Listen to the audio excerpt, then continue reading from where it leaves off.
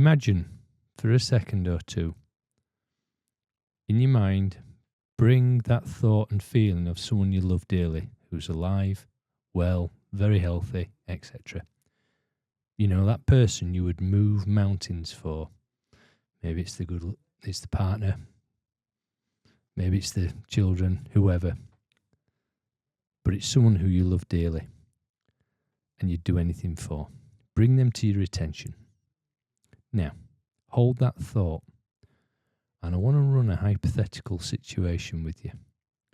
Imagine for a split second you receive a phone call, and that phone call is about that loved one that you've got in that sensation, that feeling within you. They're in trouble and they need your help, and you're the only person that can go save them. However, you've got to go do something you thought you'd never could do before. And for some people, for example, in everyday life, they might think running a marathon's way beyond their current capabilities. You know, the longest they've done's possibly a mile. But if you come back to the scenario, their loved one is 20 odd miles away, and they have to go get them on foot, and they have to go do it. Now, you've got to ask yourself, you've got two options. And option one, plan A, is you automatically go get them. You do whatever it takes. You don't care about how hard the challenge may be to go get and save them, because the emotional drive and energy you have within you at that split moment in time only knows one thing, and that's to go save them. Or, plan B, you resign to the fact you can't run or do a marathon. So your loved one's going to end up being the unthinkable and all hell breaks loose. Which one would you opt for? Plan A or plan B? Now, if you've got anything about you, 99.9% of the people out there would probably opt for plan A. There is no plan B, because it has to happen. Now take away that hypothetical scenario with your loved one being in trouble and replace that with your life journey. Do you apply the same level of energy on a controlled basis, albeit, towards your own life? That's the question I want you to ask yourself. So I'm John Kattenberg, and this is Walking with My Bear Adventures podcast around having no plan B.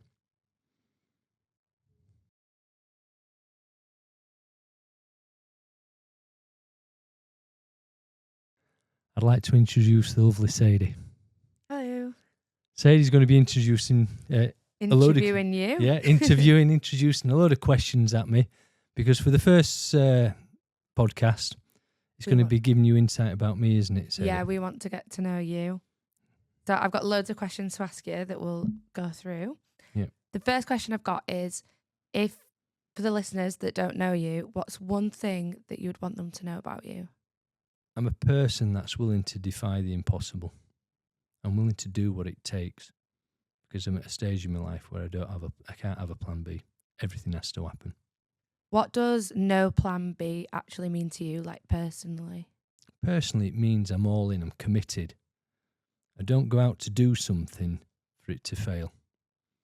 I can't afford for it to fail, because life's too short. Yeah. Where did this mindset begin? Were you always like this? Or did something change you? I think it's happened from a young age. Childhood experiences. There's been some interesting moments throughout my childhood which has influenced it. Would you go into your childhood? Yeah, sure. So I remember at an early age at school, infant school, I can't be more than 6 and 7, and there was a Mrs. Whitehall at the front of the class, shall we say. And I've always struggled with reading and digesting words because I'm more of an actions person. Mm-hmm. And to me, the phrase actions speak louder than words always resonates with me. However, as a kid, I struggled reading. So one day, at school, I'm called to the front of the class to take my Ladybird book, whatever it was. Can't remember the story as such, but I had to read aloud in front of the class, in front of her. And as a kid, you're nervous as it is, being in front of people. But to struggle reading compounds it. Mm-hmm. And she snatched the book off me quite aggressively and shouted at me some unpleasantries, shall we say, and pretty much humiliated me about the way I was reading, and then forced the book back in my hands and made me go sit down in shame, shall we say. And it was quite a defining moment, because it made me realise that if I'm going to do something in this world, I've got to forget about those people like that, and there's only me that's going to make it. Mm-hmm. So I think that was my most defining moment. You talk a lot, not just existing, but truly living. What does a full life look like to you? To me, because everybody's perception of what a full life is different, isn't it? Yeah. But to me, a full life is waking up each day and knowing that you're going to give it everything. If I then go to bed that evening, at whatever time that is, and I look back at what I've done on that day, as long as I've made steps forward and pushed boundaries in the ways that I need to achieve what I wanted to achieve that day, then that's a full day. And that's living. Do you think most people are living the life they want or are playing it safe? I can only go from my conversations and understandings and reflections of people around. I think there are some people that would like to live their aims, goals, dreams, aspirations, but sacrifice that for greater causes. They're going to look back on their life and regret not having lived, not taking those risks. The what ifs will be a heavier burden than taking it easier. A lot of people see 50 as the beginning of a decline. Why do you believe it's actually the beginning of the next level? Well, I can only go from my perspective, my experience. Are you 50? No, I'm only 21, really. So, honestly say, without being egotistical, I'm fitter than most 20-odd-year-old male, as a generalisation. Yeah. 2021, I did 1,053 miles in under 13 days unsupported, and I've done lots of other things, and I continue and pursue a life that I think's worth living. When people hit their 50s, there's a lot of fear within them that it's all downhill. Yeah. Body's going to start breaking up. You know, there's the risks of major illnesses. They've got a lot of stress around. Have they got enough money to retire? And all of a sudden, the choices and perception for a larger part of the population in that bracket, shall we say, so they stop living, in my opinion. Whereas the select few, they say, no, come on, let's go and make it happen. Because they know if they switch off, things start going wrong. What have you personally achieved after 50 that you didn't think was possible? I don't think it was a case of not possible, because I've been plagued with remarks of people around me that have always said, oh, you can't do this, you can't do that. I believe that if you truly want something enough, you can achieve it.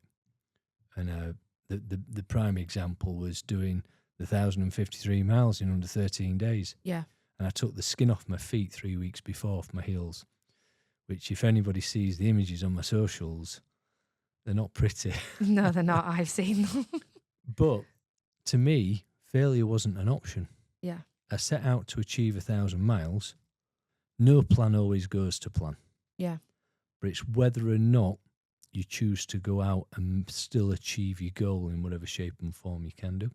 What would you say to someone that feels that they've missed the mark? It's never too late. Yeah. I'm pretty much of the opinion, whenever you've got breath within you, you've got an opportunity. Doesn't mean it's going to be easy, but if you really want it and you come back to that initial scenario I gave at the beginning, if it was for your loved one to save them, you'd go and make it happen. So why not apply that energy to your life? So is there anything else going on in your 50s? Yeah. Tell us. I'll keep it clean.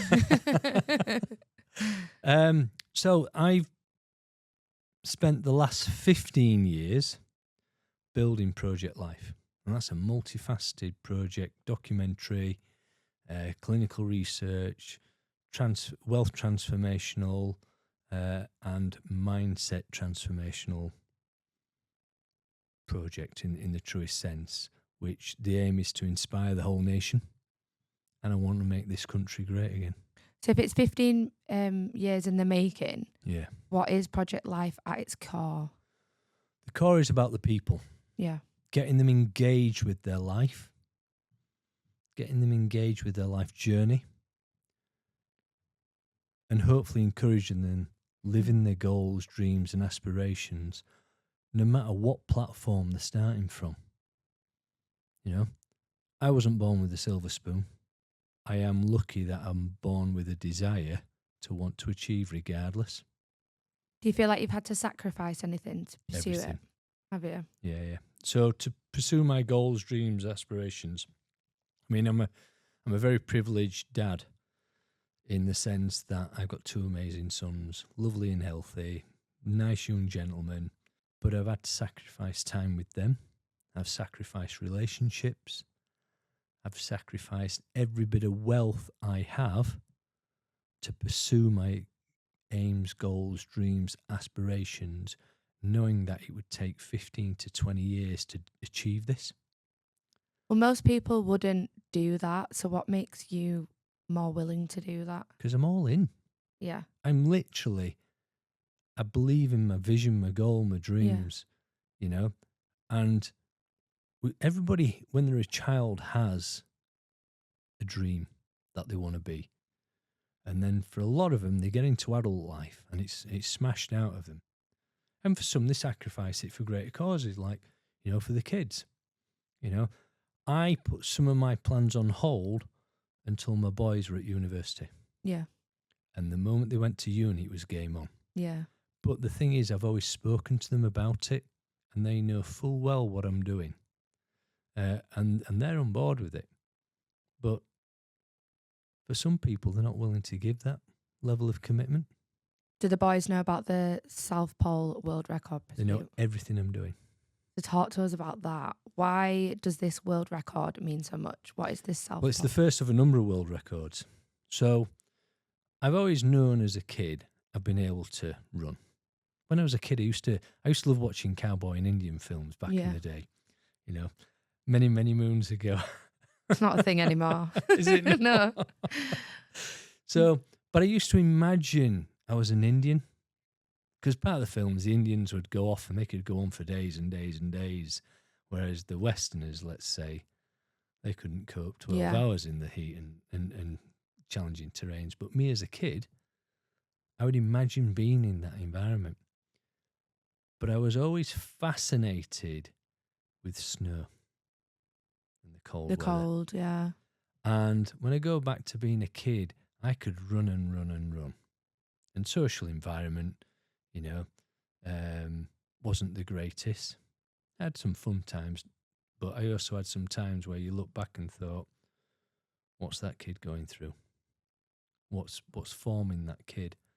But I always kept sights on my goals, and I've always wanted to be an adventurer as a kid. I loved it as a Cub Scout with my... You in Club Scouts? I was, with my nice cheeky shorts and my toggles on my socks up to my knees and all that malarkey. And but I got kicked out for being cheeky.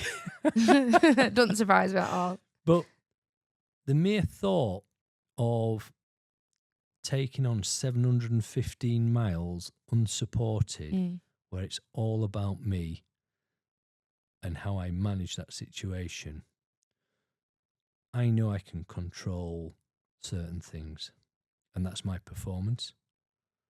And when I set out to do the 1,000 miler in 2021, pretty much 90% of the people around me said, John, you've run across part of the Sahara, done 150 odd miles on a multi-stage race, but to do 1,000 miles, how can you possibly do that and have no support? Yeah. And it was very much a case of, well, I can feel it inside and I know it in my head. So Yeah. to go out and break a world record will put me on the platform. But what do you think you're proving to yourself or the world by doing this? So I'm not doing it to prove to the world Okay. in that sense.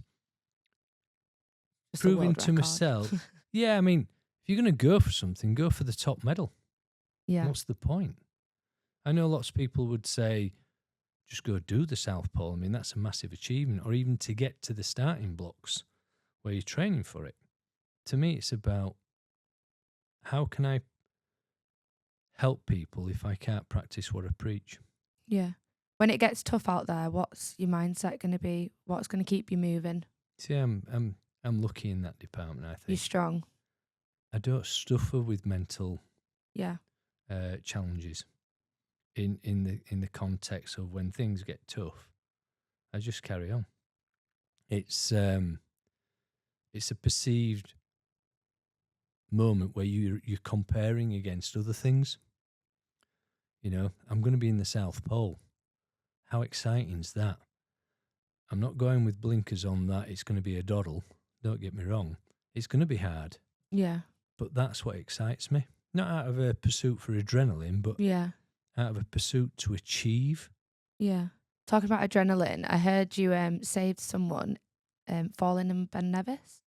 Oh gosh, yeah. Tell us about that.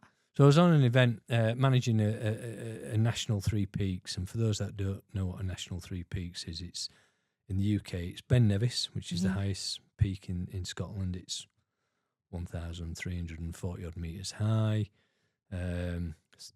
Scafell Pike in the Lake District, which is 87 metres, I think, off the top of my head high, and then Snowdon in Wales, which is 1,085 miles. And basically, you do all three in 24 hours. Yeah. And then there's some travelling in between. So it's quite a good challenge for people. People train all year to do one. 2023, I did 34 back-to-back with clients. Jeez. We went up Ben Nevis with this group, private group, and we're coming down, and I was sweeping up from the rear, making sure everybody's off out of the group, off safely. And there's a lower section, which is there's a place called Windy Corner as you're going up. Is it a corner that's windy? Yeah, literally. So as we came round the corner, everybody's chatting and they've had a great time. I mean, the weather wasn't great at a certain point, so it was a bit slippy. Anyway, this elderly lady was walking along, and as she's walking down these slippery steps, she slipped. And it could have been any one of us. And there was a nice banking drop with some major drops below it, with like some 10-metre drop boulders. And she put her arm down to break a fall, but her arm went past the stone and went down the banking. Oh, God. And everything went into slow motion as I'm watching this. And I'm a good 5 metres behind her, at least, maybe 10 metres. And I'm watching what's going on and thinking, oh, she'll just grab the grass and just pick herself back up. But she didn't. It was like a rolled up carpet rolling down. And she moved her arms above her head. So she'd roll gently. Yeah. Which meant she started to roll faster and faster. And everybody's there looking at her. And I didn't even think, shall we say, in the sense of consider any other option, but go get her. So the instant reaction was to run and try and jump down this very uneven banking, steep banking, before she hit this boulder drop. And literally I had to, as I'm running down, I can still see it to this day. She's not stopping and she's getting faster, rolling down. And I'm questioning in my mind, why is she not trying to stop? And there was just nothing there. And I had to literally, in the winter mountaineering world, you use an ice axe, a walking axe, to, if you fall, you do what they call an ice axe arrest, and you turn and put yourself into the ground using the axe. Now, obviously, I didn't have an axe on me, Right. and I didn't want an axe on me jumping on an Yeah, old lady. yeah, that's risky. But the technique to get onto was utilising a very similar technique in that way. So I had to time jumping on her to pin her to turn it and twist her so she was facing the right direction. Yeah. And position myself so we both didn't bounce Yeah. up and further and off the edge. And when I managed to dive on her, I got it right first time, thankfully. Well, there was no second chance with that. Well, there wasn't with that. It was like, and then me being true Yorkshire accent said, when I brought her to a stop and pinned her into the ground, I mean, she was a bit battered and blown and cut. Yeah, it was very much. And this was a very wealthy client from the States, very wealthy. And all she got, the first words she got were, "You're all right, sweetheart." You could just imagine. And I'm there just having a pause, said, "Look, we're just going to stay here for a moment. Yeah, Let's gather catch our ourselves. I breath. need to have a look and just make sure, do a sense check on you that you're all right, because we've got a bit of a challenge to get you back up. Yeah. But we can get you up." Because I didn't need mountain rescue. Yeah. Because I knew what I was doing to get her up. And she could use her hands and feet. But as I look up, I see a backpack coming hurtling down my left. And then I see her husband trying to make his way down as well. Oh, bless. At least he tried. I had to give him stern instructions. Get back up. Say, "You're going up." So I got her up and then got one of the other team to come and support. And then I had to go make my way down the banking to go get his backpack because it had his passports in, his and her passports, and they needed it, so they could get back to the States. So it was a pretty hairy moment, but a great outcome. So your instinct is to risk yourself for someone else. Do you think that's who you are? When I'm working with clients in the outdoors with the adventures, I'm pretty much a case of clients entrust us to look after them. If we're not willing to keep them safe, then we shouldn't be in that position, because that's our role, is to keep them safe. Yeah, there's a decision at some points that you will have to make if you put in a life-saving moment. Do you want to risk your own life? To me, I don't think about it. I treat everybody the same. Well, most people. Yeah. We won't go into that. Different podcast. That's what I pride myself. And the team that I have that work with me, they're all of the same calibre. I know if they're working with clients on the hill, I know I can sleep at night knowing that they're safe. Do you think that's the same mindset that will drive you to pursue this world record? I've got nothing to lose and everything to gain. Yeah. That's my mindset. I would rather fall down and dust myself off than know I've given everything and then go back and keep doing it than to not try. So for people that haven't really heard of Walking with My Bear, what is it? So Walking with My Bear is an adventure company where we take people on some pretty cool, unique adventures, whether it's in the UK or overseas. And what kind of experiences do you want people to walk away with? I want them to have that wow factor every time. What makes you different from like all the other adventure companies? It's our whole process of onboarding. They get a one-to-one with us online. We go through kit, we go through training. When they turn up to our events, they're fully prepared.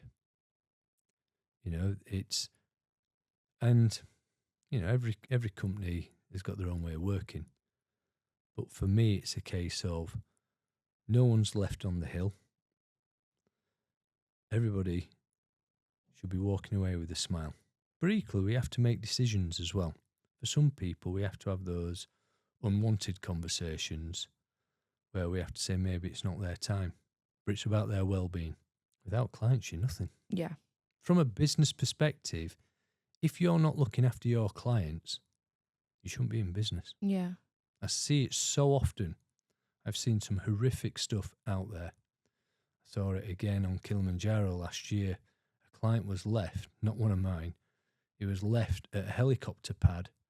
The mountain leader and doctor, the expedition doctor, had left him at a helicopter pad to be Wow. picked up with a couple of a Tanzanian guide and porter who were not trained like we are. And they went down with the rest of the group and left him. Wow. The helicopter didn't turn up. Fortunately, I'd been training some of the Tanzanian people that work on that mountain a few weeks before. And they knew I was at camp, Mhm. at Barafu camp, and they brought him to me. Yeah. And then we dealt with it. But the standards are different out Yeah, there. that's crazy. How do you balance pushing limits with protecting people? When you're working with clients, it's about understanding them. What are their aims, goals, objectives? You know, and if it's a smaller group, for a private group, shall we say, where they're working as a team, it's just due diligence. Equally, if it's a larger group where it's like an open event and people are coming from mixed abilities, it's about having the right team in place to cater for that. And you can help them go beyond their perceived limitations at various stages, but you've also got to know when enough's enough, and that's just experience. Yeah. What does leadership look like when you're responsible for others in extreme environments? That's a good one. That. Thanks. So some clients might say I'm crazy. Yeah. You're driven.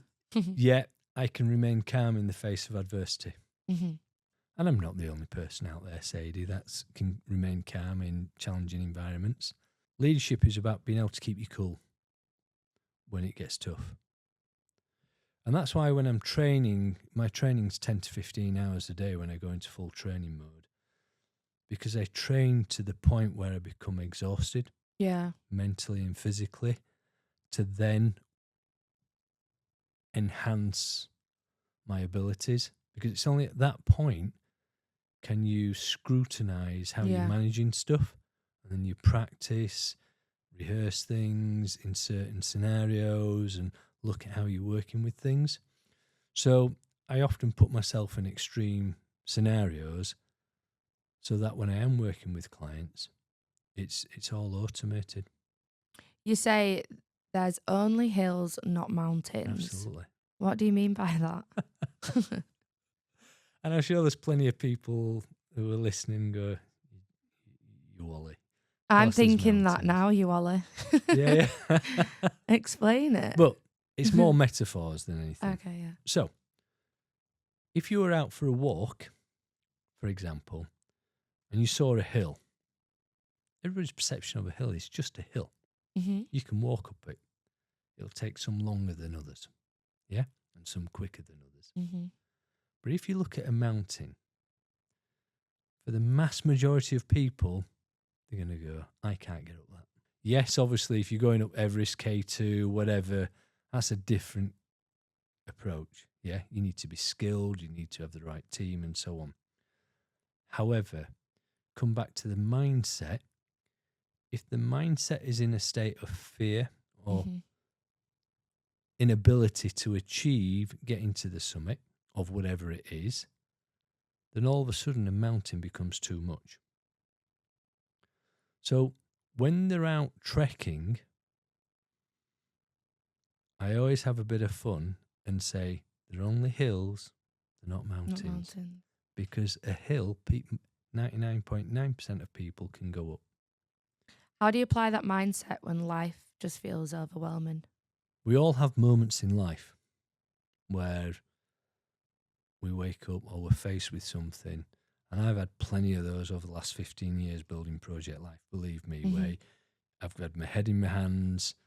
Sometimes I wanted to break down in tears on my own, and to walk away from my sons and then have to fight for access to them. That by far is the hardest thing I've ever done. Doing 1,000 miles was a doddle compared to that. And then to fight the system, because the system doesn't really support dads. Yeah. And I get a lot of dads have done some wrong, but there's more good dads than there is bad dads. And that's one of my drivers in this world, is to showcase positive male role models, is that we shouldn't have as hard a stick that we're hit with when relationships break down with the adults. But that was my hardest thing. So what do you do when like the tank is completely empty? There's always more. Is there always more in the tank? Yeah, I'll give you an example. Right, so 2015, I'm in what they call the Marathon des Sables. So I was told prior to that I wouldn't even finish in the top 400. There's 1,300 people doing it at that point. I said, that's rubbish. I said, I can finish in the elites. I'll go for it. No, John, just go and get your medal. Day 1 to day 3, I had to finish in overall average in the top 100. And day 1, I finished 82nd, I think it was. Day 2, 104th. Day 3, 84th. So I knew I was in line, because on day 4 and 5, you do what they call a double marathon day, and it was 91 kilometres. Unknown to me at that point, the guidance had given around nutrition. I'd been given nutrition. It was inevitable what was about to happen, which I found out. So 31 kilometres into day 4, I'm currently 49th, I think it was. So I was within the top 50. I was on track, and I was picking off people as I'm going along. And it was very hot, shall we say. I'd heard some reports where it was plus 50 that day. It was horrendous. I wouldn't even like to sunbathe in that. Oh, I would, especially with cold beer. Or two. So anyway, so 31 kilometres in, I'm sort of sense checking myself, and something's not right. And my stomach goes pop. And my only thought was, get to a medic, get them to look at you so they can check you out so you can get on with stuff. And the thought of get to a medic and get me off this race never entered my mind. It was very much, how do you do it? Yeah. What do we need to do to achieve the goal? So I got to the medic. They took my blood pressure and stuff, and they started asking questions. Because back at that time, my resting heartbeat was just over 30. It was great. If I got up too quick, I'd faceplant the floor. Yeah. It was great. So they said, John, your blood pressure's a bit low. I said, no, it's normal like that. I explained to them. They said, right, take this big tablet. This will calm your stomach. Chew your salt tablets. Try and eat, because I couldn't eat anything. Yeah. And you've got to drink all your water. And bear in mind, 2 days before, I'd broken one of my second biggest toe on my left foot running. Oh. Is it still broken? Yeah. Yeah. Yeah. And that day when I got back after that day's event, the foot doctors looked at me and said, what do you want us to do with that? Oh, God. That's when you know it's bad. I said, strap it up so I can get on with stuff. It is broken, you know, don't you? I said, I am aware of that. I can feel the bloody pain. Anyway, so I set off, and there's nothing in the tank. I'm not well. I don't look well. There's always a little bit, though, you said earlier. Yeah. Well, that was it. It's a case of I've just got to stumble. Meanwhile, everybody's starting to pass me, and I'm getting annoyed. Yeah. Because all the hard work I'd done has been unwound. Anyway, my goal was to get from checkpoint to checkpoint. There's quite a few checkpoints. So, and each time I got to a checkpoint, the doctors and marshals there waiting for me, checking me. 10K from the end of that day, 81 kilometers, I think it was 10K from the end, the final checkpoint, they're all cheering me, come on, yeah, let's go, yeah. It's only there, you're nearly there. And it's cold at night. I'd not looked after myself because I'd had one freeze-dried meal all day, and that was it. Yeah. And bear in mind, when I train at the moment, I'm averaging 6,000 calories a day, and I was only doing 2,000 calories a day there. So it was inevitable what happened. So the last checkpoint, I said, I have to rest at this point, because I'd just had a handful of Skittles all day, and that's it, with one freeze-dried meal. On my breakfast was just 40 grams of porridge, nothing. I wouldn't even like that. There was nothing in me. Yeah. So it was just sheer determination. But there was a point where I knew I just had to take a step back, and this is important for people in life as well. Sometimes when you've got to recognise when you've just got to take a step back. because I knew if I'd have tried to push out that last 10K, I would have taken myself out of the game completely. It was so anyway. Long story short, it took 3 of them to put me in my sleeping bag and a heat blanket on. Yeah. And the next thing you know, I'd fallen asleep for a number of hours, and I'd lost so many places, and I threw everything in the bag, and literally stumbled the last 10K just so I could get back, because I knew if I did that, I had a day to rest. Yeah. And what should have taken me 12 hours took me 19 and a half hours. But I was willing to do it so I could recover. And I guess, long answer to your question, but it comes down to your emotional drive. If you know how to connect, and as I talked about right at the beginning, if you've got a loved one who's in trouble, you'll still continue even when your tank's empty. Yeah. But you've got to know how to tap into it. So I've heard a few people talk about there's always more in the tank. There is. Yeah. I can tell you from experience. Never empty. Yeah. But the great thing is if you fuel the tank, you can keep going and going. Yeah, exactly. You've painted this powerful picture. Someone you love is at stake and failure isn't an option. Why is this the ultimate metaphor for life? A lot of people don't have a plan in life, or they don't know what good looks like. So they're not emotionally engaged. Don't get me wrong, there are some people doing things to serve a purpose. And some people have sacrificed their goals, dreams and aspirations for others. And I get that. But for those that haven't sacrificed for others, a lot of them don't have a plan. So they can't, and they don't have a vision of what good looks like. And they don't go and follow the dreams. Do you think most people choose plan A over plan B? People choose plan B. Right. Rather than plan A, because they're not willing to risk everything for what they truly desire. Yeah. And that's their choice. There's no right or wrong. But to come back to the original question about the metaphor, do people really apply that? Yeah. I would say the mass don't. Obviously, you can't live in a state of high-level adrenaline as if you were in real pursuit of that scenario. But you can learn to control that energy and control it in the sense where you apply it to your sense of purpose of life. And I think if people chose more towards that way of being, they could potentially achieve a hell of a lot more. So how could I or anyone watching be involved with Walking with My Bear or No Plan B? We love working with people. We love helping them go beyond and just embracing life. We have clients that just come on to have really cool adventures where they fuse it with a bit of style as well. So we have events where we've got Michelin star chef cooking for clients. Nice. So the foodies who love adventure and culture. We have clients having private blessings with senior lamas and monks and so on, and learning about culture in different parts of the world. We welcome all clients who want to engage at that level, who are committed to being the very best that they can be, and who want a great adventure. Just get in touch. It's, to me, that's, why not? How do we get in touch? How would I get in touch? I know I've got you here now. Well, you would ask me here, Sadie. But for a viewer, how would they? So obviously we've got a website, Okay. walkingwithmybear.com. There's plenty of places on there to inquire. And they can email, all the contact details are on there. They just get in touch. And follow us on the socials as well, because we do announcements of things as well. And pick up the phone.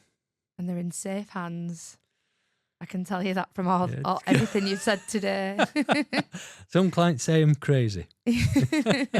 But equally, if people want to get involved with the South Pole Challenge as well, we've got some great opportunities around that as well, where they can help inspire others as well and be part of the journey. What have we got to expect next from No Plan B?